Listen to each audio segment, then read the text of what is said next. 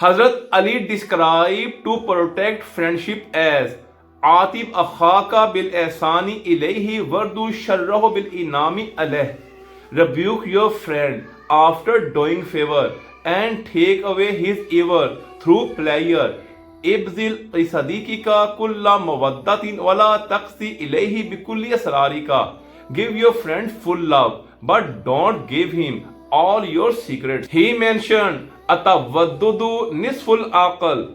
It is half wisdom to generate love in friendship. Amma haqqu jalisika wa tansa zullatehi wa ta'fazu khiratehi. It is right of your friend that you forget his mistakes and remember his qualities. Man hasaballah khwana ala kulli zambin qalla astiqa'ahu. One who does accounting to his friends on everything, then his friends become less. He further said, Inna akhaka haqqan man ghafara ilayka wa qabila uzraka wa satara awrataka. The true friend is that who forgives the faults and accepts accuses and hides your defects. He said, deceiving your friend is a sign of bad luck. He further mentioned, Al-jafa'u yafsidul akha.